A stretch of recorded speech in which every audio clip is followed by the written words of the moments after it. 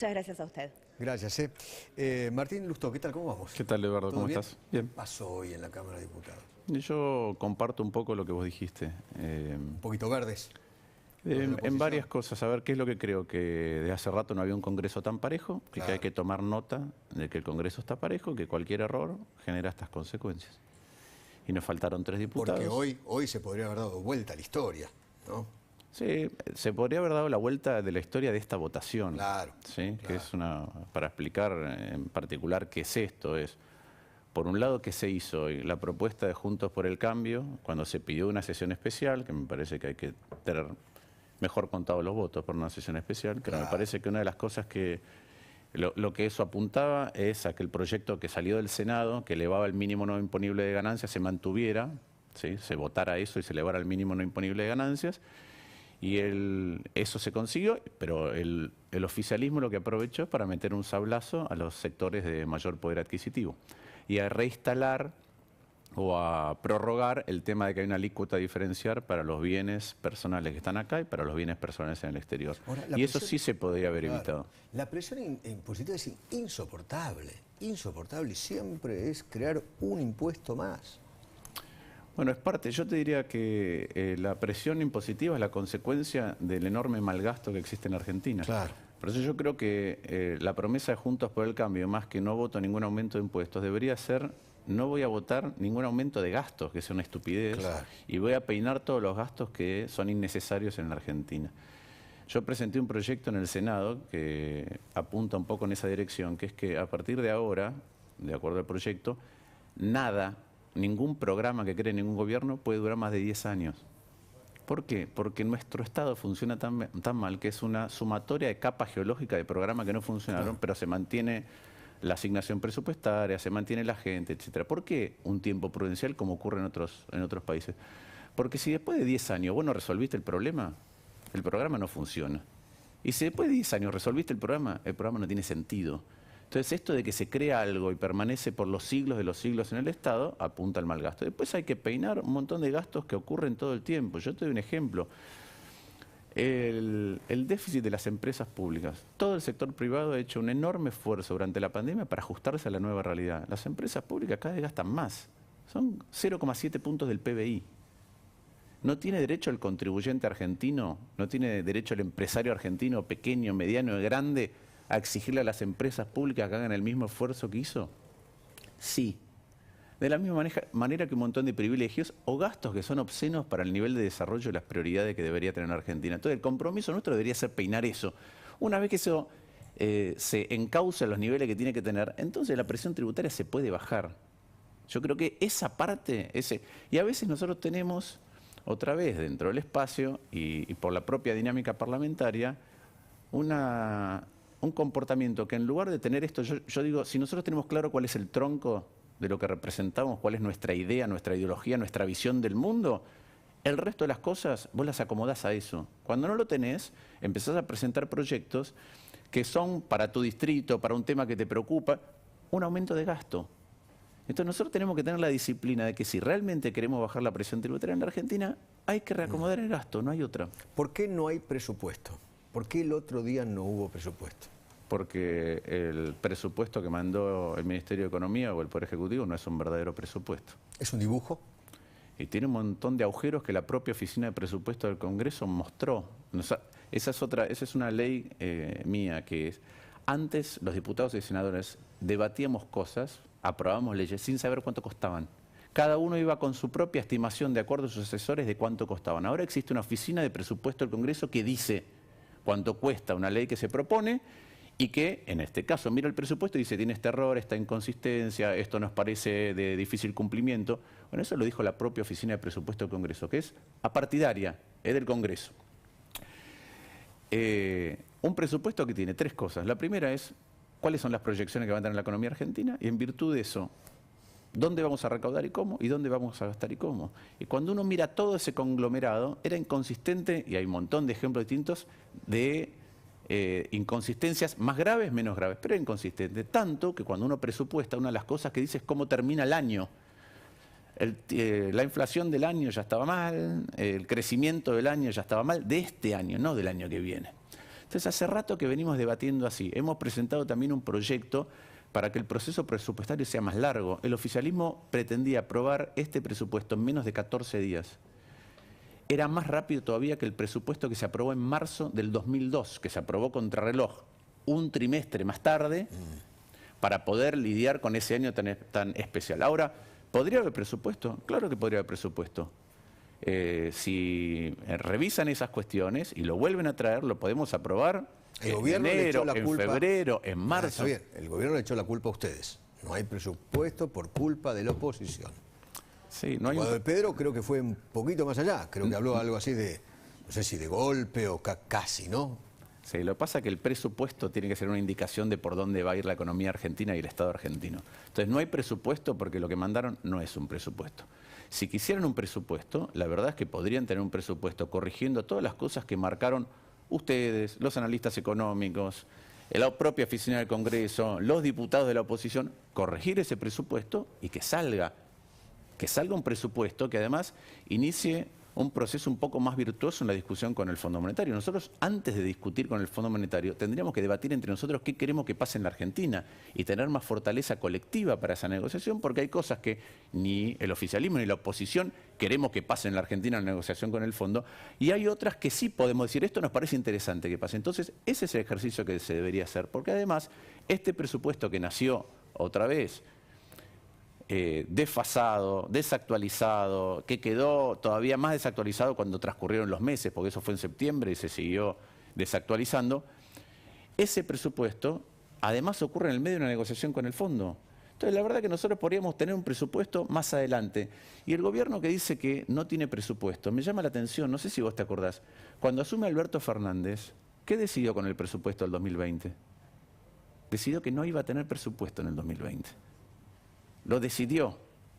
Había un presupuesto aprobado y dijo, no vamos a hacer votar el presupuesto, vamos a reconducir el presupuesto del año anterior y vamos a gobernar sin presupuesto. 2020, un año de pandemia con muchas necesidades, se gobernó sin presupuesto aprobado. Entonces, para mí el problema no es si ahora se aprueba o no un presupuesto, porque un presupuesto que subestima la inflación en 20 puntos, una de las cosas que hace es que después, cuando sube la recaudación por la inflación, lo asigna como quiere.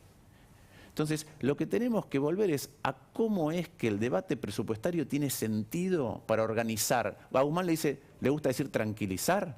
Ahora, si yo te cuento un futuro que vos automáticamente me decís, mirá, no va a ser así, yo no sé qué tranquilidad te doy.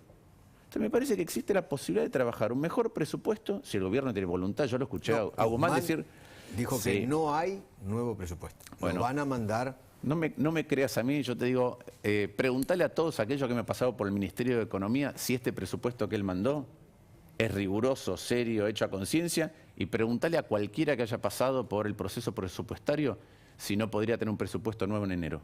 Claro que puede tener un presupuesto nuevo, no quiere tener un presupuesto nuevo. ¿Por qué no quiere? Porque me parece que es parte de una postura política. Porque si lo tiene que hacer en serio, tiene que mostrar ajuste. Tiene que mostrar... Primero tiene que mostrar que la inflación va a ser más alta. Claro.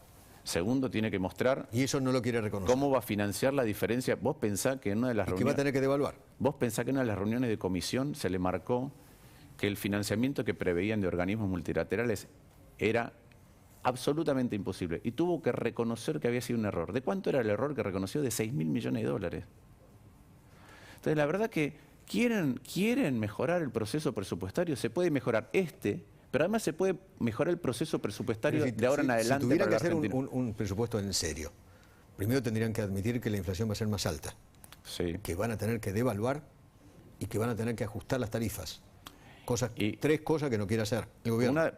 Por ejemplo, y hay otras incompatibilidades. Dicen que quieren exportar más, pero en el presupuesto se atrasa el tipo de cambio. Entonces eso también es incompatible. Con la inflación que muestra, con la inflación que pronosticamos la enorme mayoría de los economistas, los salarios reales se atrasarían.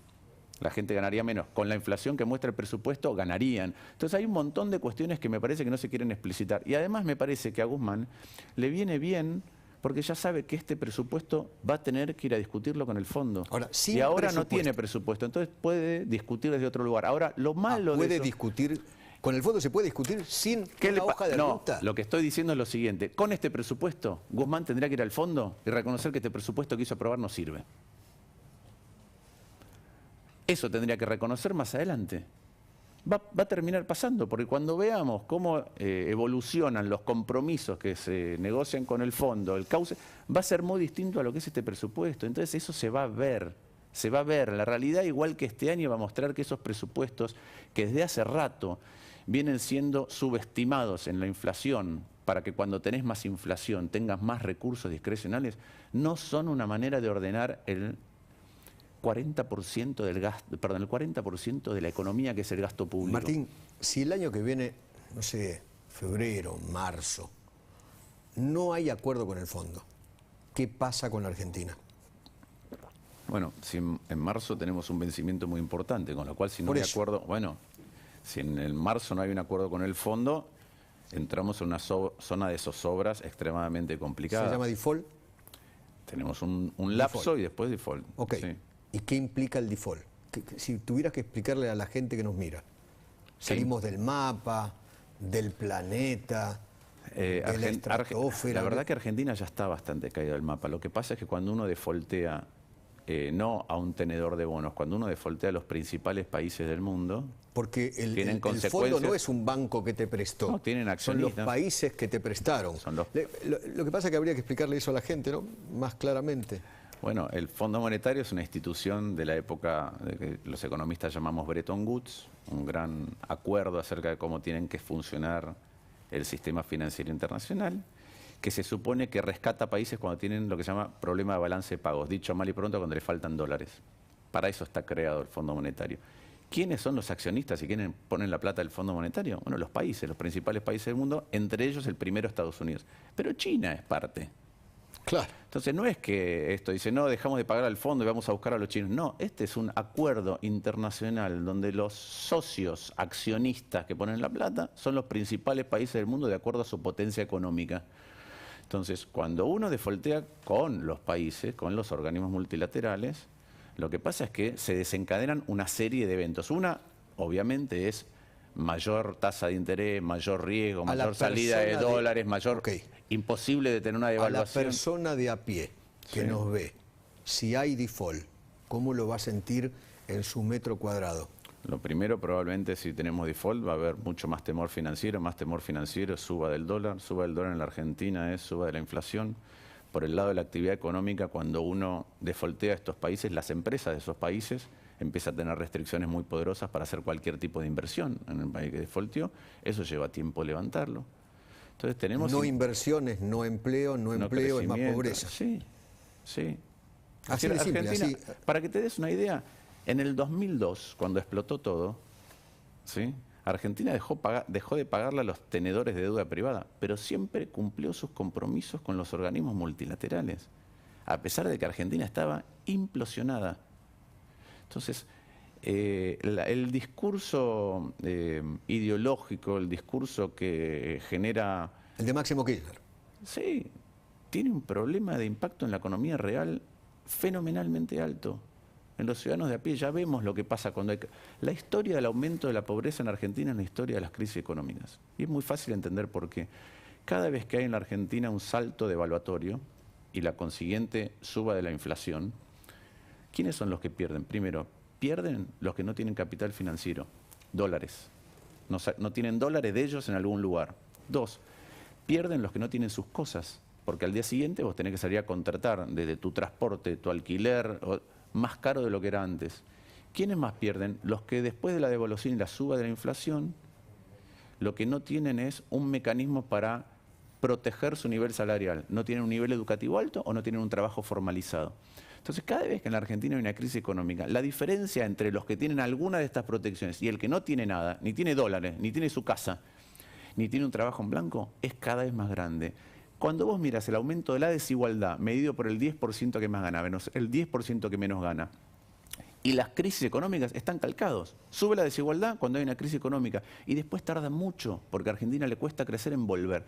Entonces, frente al entusiasmo pueril y estos discursos que inflaman nuestro estado de ánimo en contra de que hay un momento en que la Argentina tiene que dejar de ser un país adolescente que echa culpas a los padres, a los hermanos, a la historia de vida que le tocó y hacerse cargo de su propio destino. Frente a estos discursos, aquellos que se enamoran livianamente de eso tienen que saber que las consecuencias de ese sendero propuesto son enormemente gravosas, en particular para los que menos tienen. Los que más tienen, particularmente aquellos que tienen mucho más que los demás, tienen la manera de protegerse. Tienen sus activos que valen menos, pero tienen sus dólares que en la Argentina van a valer más, cuando no eligen irse a vivir al exterior. Entonces la responsabilidad de cómo encaramos esta negociación no es solamente para evitar crisis más grandes, sino, vuelvo a lo anterior, cómo nos ponemos de acuerdo en qué cosas el Fondo Monetario no debería exigir, pero qué cosas sí va a exigir y nosotros la podemos cumplir de la manera menos gravosa para la sociedad y para la economía argentina. Martín, por último, Morales el otro día me dijo a mí que va a ser candidato a presidente, el presidente de la Unión Cívica Radical. ¿Usted? Yo voy a trabajar para que haya la mejor fórmula de Juntos por el Cambio para que gane la elección, no solamente a nivel nacional, sino en un montón de provincias. Pero no usted en la fórmula. Yo no estoy en ningún lugar, estoy trabajando para un colectivo. No, yo quiero que Juntos por el Cambio, la próxima vez que gobierne, tenga un presidente con otras ideas, porque creo que la gente votó un futuro distinto al pasado más reciente cuando votó, y además que gane en la Ciudad de Buenos Aires, en Córdoba, en Mendoza, en Santa Fe. En la provincia de Buenos Aires. En la provincia de Buenos Aires, en Formosa, que gane en La Pampa, que gane en Neuquén, que gane en Chubut. Eso quiero. Que haya muchos y bien formados gobernadores e intendentes de Juntos por el Cambio que apuntaren un gobierno nacional que pueda sacar a la Argentina donde está. ¿Usted le tiró el vaso a Morales? No. ¿Él se lo tiró a usted? Sí. ¿En serio? ¿Y dónde pegó el vaso? A 70 centímetros, ya está no, porque Morales el otro día me dijo que los vasos levitan en la Unión Cívica Radical. Sí, ¿Usted me confirma como en la Guerra de las Galaxias, con la fuerza lo levitó y lo arrojó. Y se lo tiró. Sí. Pero bueno, somos dos personas de carácter, es así. Ya pasó. A veces ocurre, no debería ocurrir, pero a veces pasa y es bueno después poder arreglarlo. Gracias por venir, Martín. Un gusto. Gracias. Querido Adorni, ¿qué tal? ¿Cómo vamos? Buenas tardes. ¿Qué tal, Edu? Buenas tardes. ¿Cómo estás? ¿Bien? Bueno, te cuento que finalmente